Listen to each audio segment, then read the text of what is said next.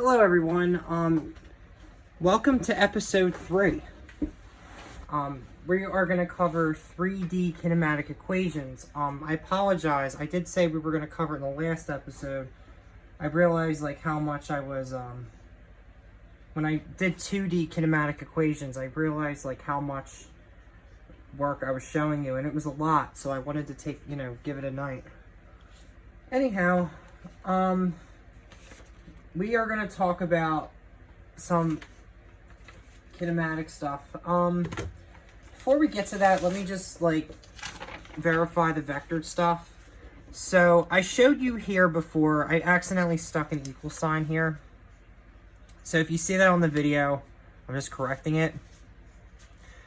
We'll just make this equal to the acceleration tangent times the tangent of t plus acceleration normal times the normal of t.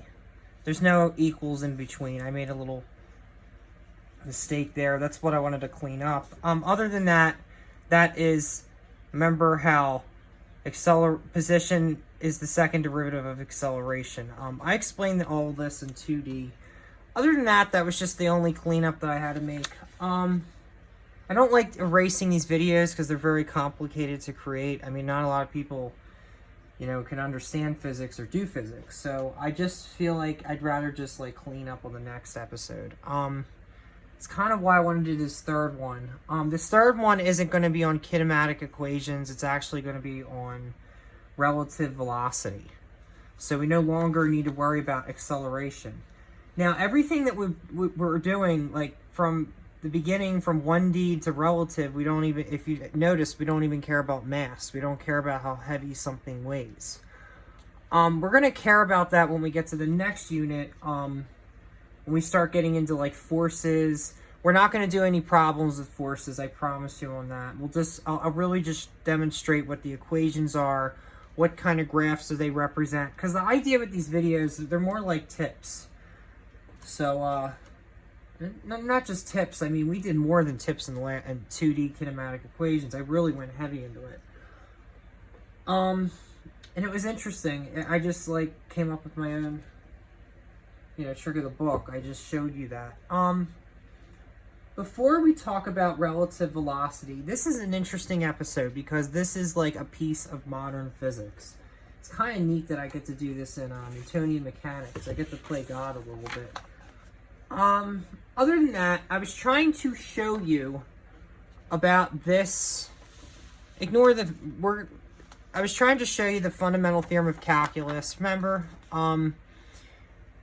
when you have the two integrals and they cancel each other out, this whole behavior reminded me of the Copenhagen interpretation. I talk about it on 2D. It's where you have a graph and you have a Witch-of-Agnesi and it cancels out. I'm going to show you the same page on 2D. So what I didn't really get to show you was this page. So if you notice here, you got a wave function position before measurement. It's a Witch-of-Agnesi, they call this graph. And then this is the wave function observed at x initial, and then this is the collapsed position. So this is basically a quantum phenomenon, which is a wave.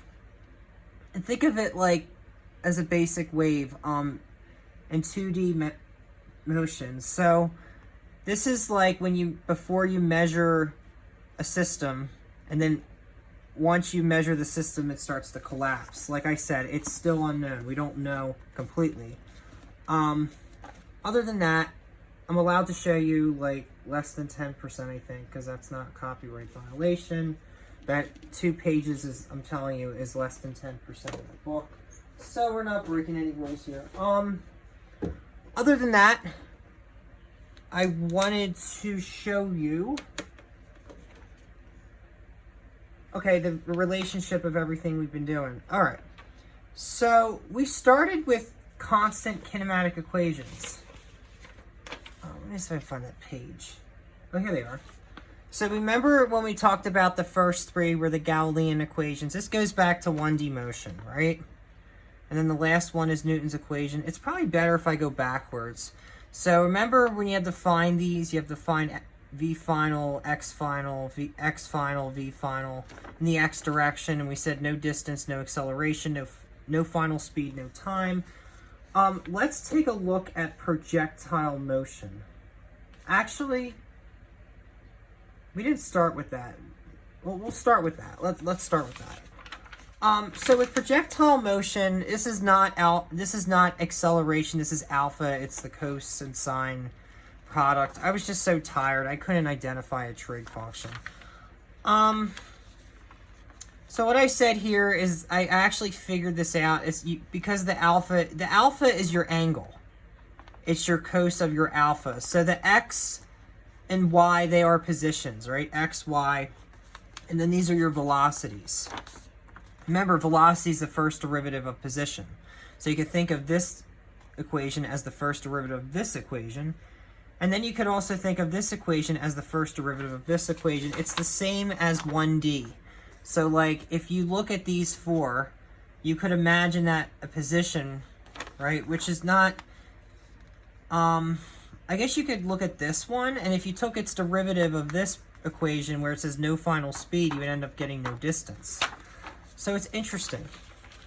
It goes from, because equation 1 is actually the derivative of equation 3. I didn't really show you this on episode 1 because it's, like I said, we were just worried about constant. Other than that, this is like how you could derive the equations. Like you can just pick them apart.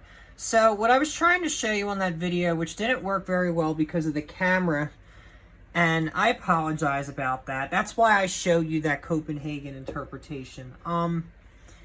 Anyway, that book I'm not really into it. I don't really dig the something deeply hidden. Like I told you on episode 1, I honestly think that we need to measure the universe, and there is a practical way to measure. I disagree with that book. That's why I like showing you that Copenhagen interpretation, because the writer actually disagrees with that, which I, on the other hand, agree with it. And I'm not saying it's true, because I would sound like I would sound nutty, but just saying that fact that it's possible is better. And like I said, everything's a measure. Don't think that we cannot determine stuff. With weather forecasting, I'll give you an example. This is probably the best analogy I could come up with because it's on the globe. So weather forecasting uses curves and circles. Now you saw how accurate we were, right? They're not as accurate as that probably in some places. So I'm just showing you that because I mean, if you think about it, the whole thing with the circles, that's really just an approximation. It's just that the approximation is so small, you wouldn't even tell that I'm approximating. So you'll think I'm just calculating everything, but it turns out that the approximation is so minute that you can't even notice it. It's like negligible. It's the magic of calculus. So it's interesting like that. Anyway, the similarity I was trying to show you is if you think about the positions, right? You could look at the similarity between the 2D and the 1D. It's like a little relationship they have. So the first kinematic equation is no final speed, no acceleration, no final speed, no distance, no acceleration, and no distance. Now if you notice, actually this one has no time in it either. Has no time as well. We'll make that a comma. So I made a mistake there as well. No final speed, no acceleration, no final speed, no distance, no acceleration, no time, and no distance. Okay. Apologize about that. I just actually caught that. There was no t in that equation. That's what's nice about making this third episode, is I can clean up everything. Other than that, if you notice this equation, it is similar to this equation. Because we have to fit it with a linear, so this one looks just like this equation. I mean, we have to say it is because there's no 1/2. So like equation 2 looks like equation 1, where we said no final speed, no acceleration. It looks just like this one a little bit, doesn't it? Except here you only have no distance. Equation 2 is interesting because nothing really much happens in the x direction, but in the y direction, that's what these equations are kind of telling you. In the y direction, something really occurs more than the x, but equation 1 looks just like equation 1 here. Isn't that cool? I mean, you know, what you're looking for is different, like what you have to find on this side of the equation and what's unknown is different than these equations, but if you look at the powers and you look at the signs, they're similar, except you don't have a plus here.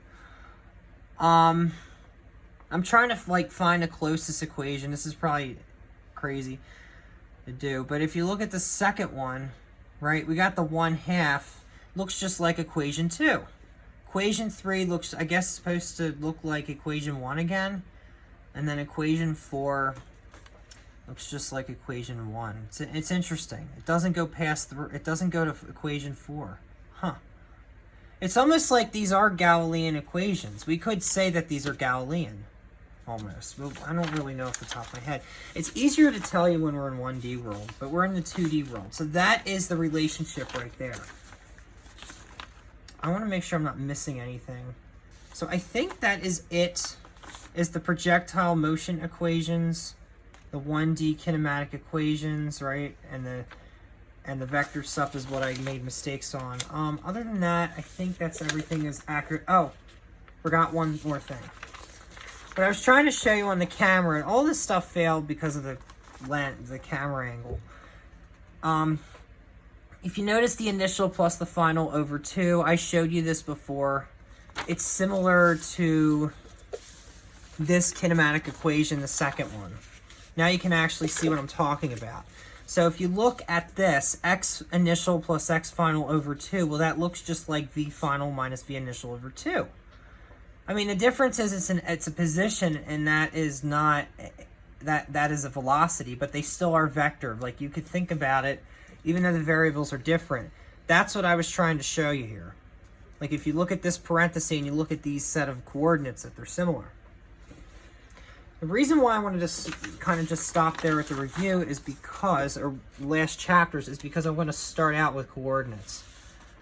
And like I said, the vectors is something we had to do in 2D motion. I don't know if we're going to need to do them in relative velocity, but more than likely, it depends. We'll see when we get to a problem. So let me show you what happens when you have one variable. So we remember that, well, one variable is x, right? And then if you have two variables, you're going to have x, y. And then 3 variables is just x, y, and z. Now, don't worry about the x, y. Look at this part, the x, y, and z. There is a way you can rewrite it, so you can make z of x, y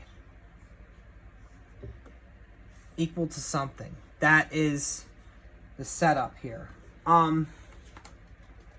Usually when you get like a calculator that can do 3D graphing, a lot of times it rewrites the problem for you. I'll show you what I'm talking about, the z of x, y. So if you hit the graphing icon here, right? I'm actually giving you calculator training, which is kind of cool. It says f of x, right? So if you're in function of one variable, it's going to be f of x. This is a little review of pre-calc, but f of x is the same thing as y. It's not equal to y, it's really equal to x. Whenever you have an f of x, it's equal to x. This is an Euler expression, which is the same thing as saying y equal to x. And anytime when you have that, you're going to have a diagonal line. Remember, we called this the y-x? I mean, technically, it's just two variables next to each other, but you could think about it as the y-x and coordinates. So the z of x, y, I'll show you that. Like, this is just an ordinary graph. Now, look, you want to see something cool? It's like, it's magical. Look what happens when I do this. Now I just created what's known as a 3D graph, which is like a tesseract. You can think about this. It's a cube. It's a three-dimensional cube, but you could also think that it's like hyperspace almost. All right, so this is what I was trying to show you. The calculator is just showing you to make it z of x, y, which is what I was just trying to show you with, and this will work symbolically really well. Trust me on this with relative velocity. And like I said, this isn't even kinematic equations. We're beyond kinematic equations. This now is, it's just simply, basically special relativity. It's not special relativity, but it applies into it.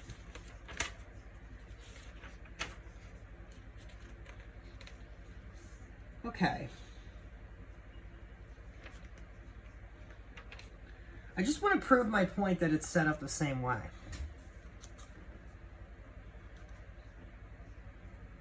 Sorry, I know how we're going to set this up. So we're going to say that we're going to make this the z of xy is equal to x plus y.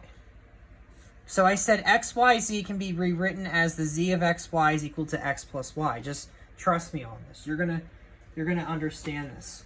So this can be transposed, right? This can be written into, and we're basically going to take the idea of this equation. We're going to work symbolically and create another equation.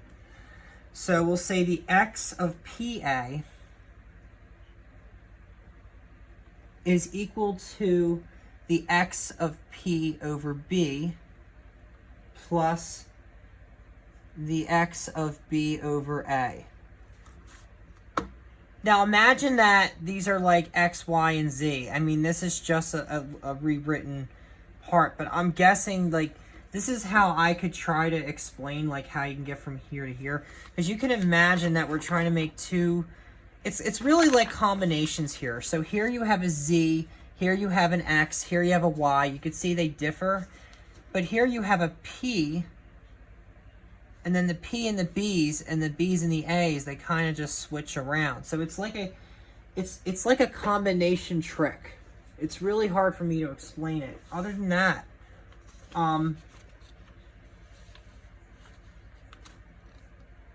you could take it as, if we take the dx, right? So we got the x of PA is equal to the x of PB plus the x of B over A. We can then say that the dx of P over A dt is equal to the dx of P over B dt plus dx of B over A dt. Right? I take a derivative across the equation. Then we're going to say that the velocity, because remember the first derivative of position with respect to time is velocity. The second derivative of position with respect to time is acceleration. And you could also say that acceleration is the first derivative of velocity with respect to time. It's the same module. It's the same concept. So now this turns into v of P over AX.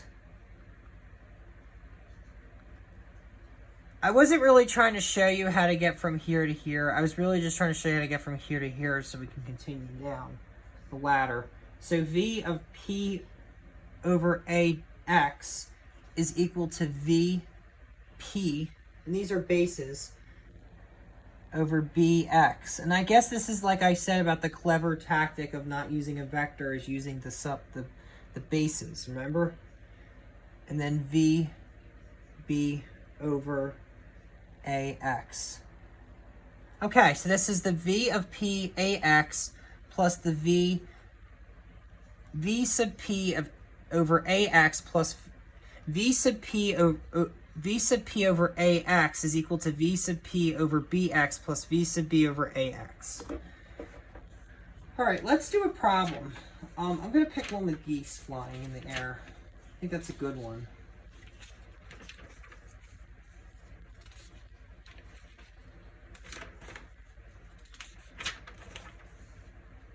Oh, another thing too I didn't show you about the z of xy. Whenever you have this kind of function happening, right, if you have the z of xy, you're going to have a graph that looks like this. And this is why I said take Calc 3 before you take General Physics 1, is you're gonna face a graph that looks like this. So you're going to have a y, x, and z. Now basically what's happening here is that the y points up, because when you deal with a standard graph, you're really looking straight down onto the page. If you have something that looks like y and x, you're looking down. A graph like this, y is going to point up. Well, actually, it's really hard to see on the camera, but y is going to point up. Y is going to point up. X is going to point this direction, and then z is going to point outward. So that's your 3 dimensions, is height, width, and depth. Okay. There's no 4D in this, because this is classical mechanics. I mean, the highest we can go is 3D. You'd have to get to quantum mechanics to get to 4D, modern physics. Alright. I'm trying to find relative velocity. It's very good. Oh, I saw it somewhere. That's because I'm all the way up to circular motion. Okay, I do have something interesting to show you at the end. A canoe has a velocity of 0.4 meters per second southeast relative to the Earth. The canoe is on the river that is flowing 0.5 meters per second east relative to the Earth. Find the velocity, magnitude, and direction of the canoe relative to the river. Okay. Just give me a minute here. I'm gonna find. Well, I want to figure out what they're asking for first. Hold on.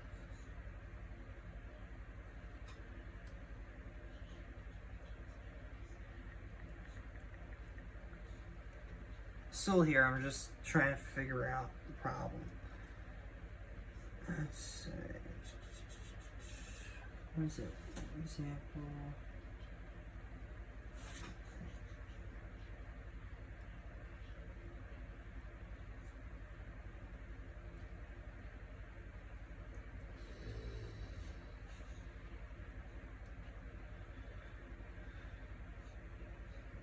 Where are you?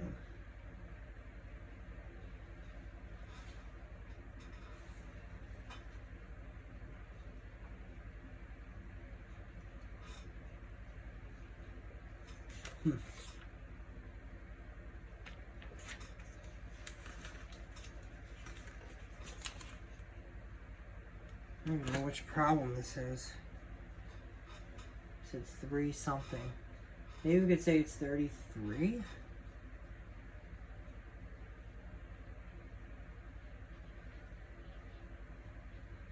Oh.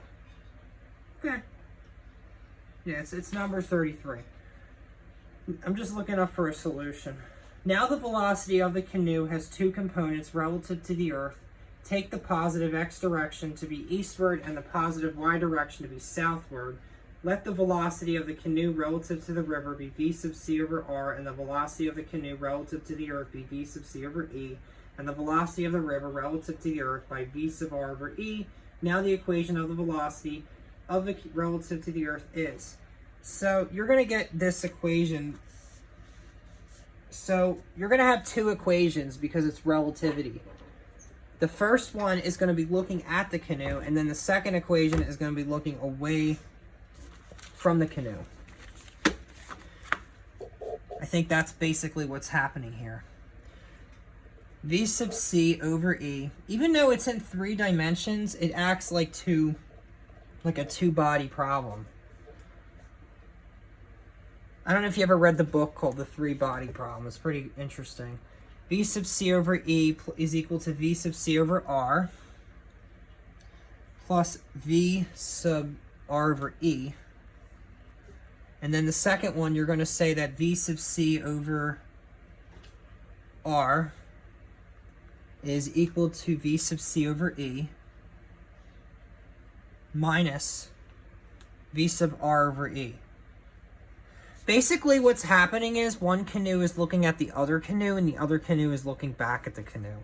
Instead of saying the person in the canoe, you can just imagine the canoe is looking at the other canoe. I mean, in classical mechanics, you would have to say that the person in the canoe is looking at the other person's looking back, but quantum mechanics can be spooky, so it's interesting to say the canoes are looking at each other. Other than that, you just have to find components. This is really the same thing as 2D kinematic equations. So I guess they're looking at these components. So if you take V sub c over E, and then we need an x component. What is it, a z component? No, an x component.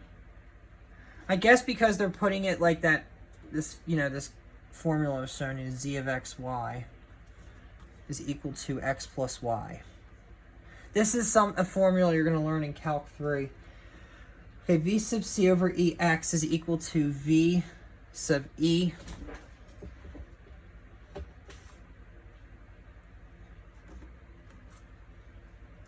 V sub E over R. You know what? It's really hard to see it from this side.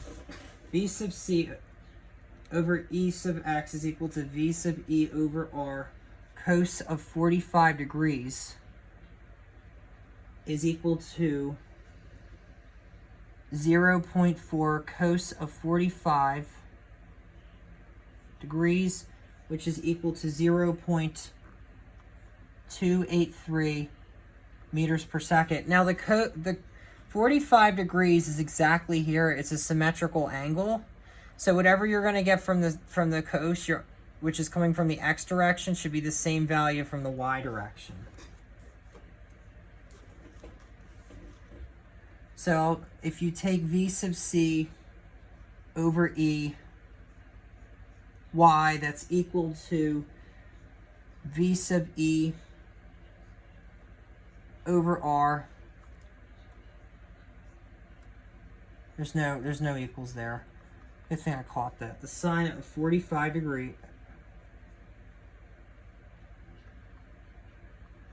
which is equal to 0.4 the sine of 45 degrees. And because it's 45 degrees, this is going to spit you out the same answer. You're still going to get 2.283 meters per second, which if you already know, the arctangent is going to be 1. That's not how you do it, though. It says now we get the components of the canoe. Now we get the components.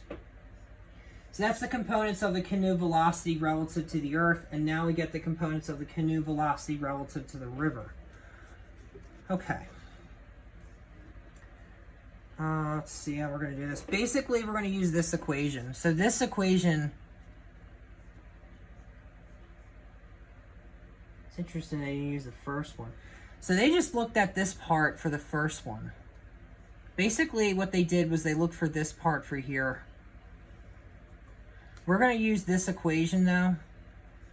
We're going to use this equation, and we're going to express this equation, right? This is V sub C over R is equal to V sub C over E minus V sub R over E. Okay. And then we need components, of course. I mean, this is not good. We need X components. So, that's no problem. We just put parentheses, and then we put a base X. We add another base, basically, what we're going to do. Because there's like two bases here. It's kind of like I showed you with the kinematics equations when I showed you the initial X. You haven't watched that episode, I'll show you. So it's the same concept here where you have V initial X, V final X, X final X. Actually, you don't even need X for final X, but because the X is already there. But V final X, V initial X, that's the key with using the double base system. V final X, V initial X, V initial X. Okay. It's the same thing there. Same idea here. We say v sub c over r sub x is equal to v sub c over e sub x minus v sub r over e sub x. This is nice because we don't have to deal with vectors. We just have bases. And bases work out a lot cleaner. So this gives me 0.283 minus 0.5. And you know where 0.283 came from. It came from here.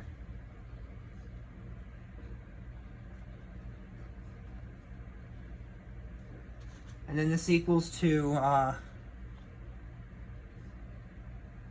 negative 0.217 meters per second. This thing is not really moving that much. I mean, it's close to zero. This is actually a really good problem, and I'll explain why after we're done the second part. Okay, v sub c over r base x is equal to v sub c over e base y minus v sub r over e base y is equal to 0.283 minus 0, which is equal to 0.283 meters per second. Okay, so if you notice with this problem is you don't have acceleration, just like here. Like I said, relative velocity, it's sort of the same thing as the second kinematic equation where it says no acceleration. And what was interesting is that this is very useful for linear momentum. Because I remember when I did a canoe problem in linear momentum. This is actually interesting because the only time you're going to see a canoe problem is in linear momentum, and this is, we're kind of touching linear momentum right now, and just like we already touched circular motion. I'm going to end this with circles, because like I said, I want circles to like kind of speak out in this because of rotation at the end. But other than that, I mean, these are our answers. So these are our components, actually. These two answers, I think, right? The zero. These are really our answers here. I guess these two. These are our answers. These are our components. Okay. Now we want to find the magnitude. I noticed I told you there's no vectors, but this is the magnitude. I mean, we didn't do vectors up here, we did bases, so. Okay, negative 0.217 meters per second squared plus 0.283 meters per second squared. Okay. And then this is your magnitude, which you're going to get an approximation, and that's going to be 0.357 meters per second. Okay. Okay. And then we say that theta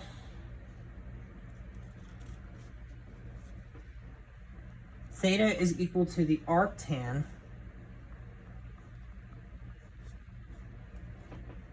of 0.283 divided by 0.217, which is going to give you about, and I think this is your reference angle, but you don't have to worry about that in this episode, 52.25 degrees. Okay, I didn't really show you the tangent stuff, but this is actually the arctan. This right here, this is the arctan of y over x. That's basically what this is. And what this comes from is SOHCAHTOA. I don't know if you know SOHCAHTOA. So, SOHCAHTOA, I'll add it right here. So you have SOHCAHTOA. SOHCAHTOA. What that means is sine is equal to opposite over hypotenuse. Cosine is equal to adjacent over hypotenuse. Tangent is equal to opposite over adjacent. Now what this means is the triangle. I don't like showing triangles. As you saw, we were doing circles, not triangles.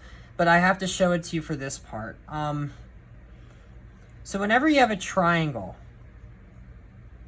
you're going to have your opposite, which is going to be, your opposite is always here.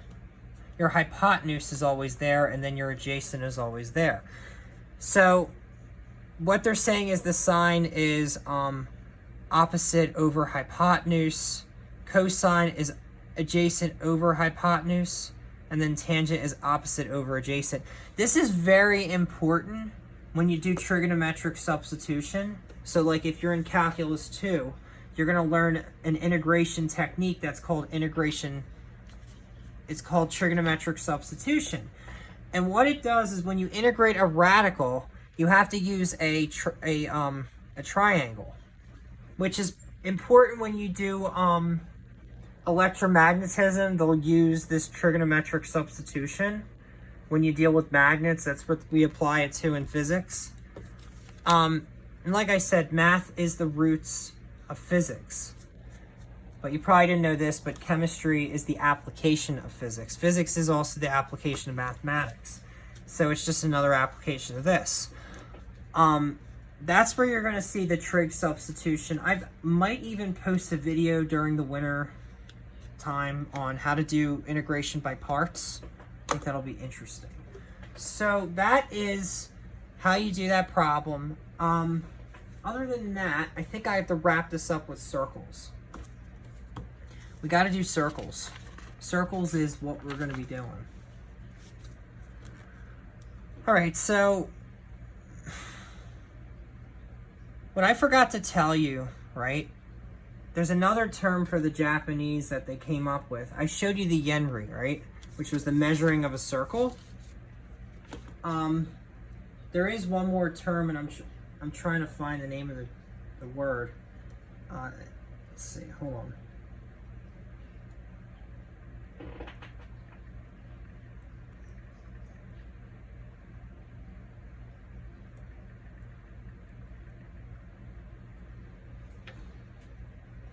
Okay, it's called Hinomara. Did I say it right? Hinomara. Hinomara. And what this means is circle. It's circle of the sun. That's what this stands for. Circle of the sun, or ball of sun. Circle of the sun, or ball of sun. It's just a Japanese term. I thought I would tell you about that. It's basically how they developed their flag. They're known as the land of the rising sun. It's actually that term actually came from Imperial China, by the way. Did not come from Germany. It did not come from there. That was an Imperial dynasty term. One of the emperors came up with it. I think it was the Ming Dynasty. Yeah, it's crazy. I know a lot about Chinese imperial history. Other than that, that is something I wanted to show you. And the reason why I wanted to show you that is because at the end, the next episode, we're gonna be doing circular motion. Everything I showed you is not going to be that important. But I did tell you that relative velocity example is gonna count when we get into linear momentum. And yes, it will help us. So that is what we'll be doing when we get into linear momentum, is we're going to be using a problem like that. All that vector stuff, don't worry about it, don't sweat it. I really had to show you what vectors were for episode 2. So this is episode 3. This is no longer kinematic equations. This is relative velocity. So vectors are not even part of a thing here. Like they're there, but they're not as extreme. And it's funny because the rest of this unit is going to be like that. You're going to have vectors, but they're not going to be as big as they were in episode 2. Episode 2 was probably the most difficult episode I had to explain because we went heavy into vectors. Like, I had to give you a vector boot camp. I didn't want to do that. I didn't honestly want to do vectors. I was trying to ignore them for episode 1, which was fantastic because I had the ability to do that. And I knew that when I got to 2D kinematic equations, I had to show you vectors. So, but 3, I didn't really have to show you them as much. It wasn't as bad. And that's how math works. The higher dimensions you go, the easier it becomes. Because, you know where we started. I mean, we did these kinematic equations, and we had to work with knowns and unknowns. And we started with just straight line motion, right? Motion in the x direction. Acceleration could be any given value. Motion in the y direction. Acceleration was due to gravity. It was that little g. It was that constant approximation. So, and then when we went in the y-x direction, then we had to worry about more knowns and unknowns because then you had to set up with the y equations and the x equations. So, and then relative velocity, we just worried about what was on the horizontal axis, which was kind of like the 1D kinematic equations. It just shows you as you keep climbing into higher and higher dimensions, it gets easier. And that's what I don't understand, how quantum mechanics would be so difficult. And I haven't had quantum mechanics yet, but I think it's just so like snobbish when they say you won't understand quantum mechanics. Well, tell us why. What's the reason why we won't understand quantum mechanics? And if we know how or why, then that would help us know that the fact that it's hard, but how to like face the challenge of quantum mechanics. See, it's one thing telling students or telling readers that you're not going to understand quantum mechanics, but I want to know how. How can you not understand quantum mechanics? And Feynman said, don't ask the question why. You got to be careful with that. So I want to know, how can I not understand quantum mechanics? Or what am I not understanding about it? Okay. This was a good episode because we got like into the higher level stuff. I mean, we kind of just tapped into quantum mechanics a little bit. So, and this will happen when we get into like more and more sections. We're going to be leaking into the next section, to the next unit. When I get to forces, we're going to do circular motion at the end. I will tell you which equations apply to in the next season, but I'm not going to really explain the theory of the next season because that'll just spoil it. But other than that, this has been a great episode. Just let people know about this. I mean, this is physics. You know, anybody could learn this. It's just, you just have to put time and effort. All right, thanks.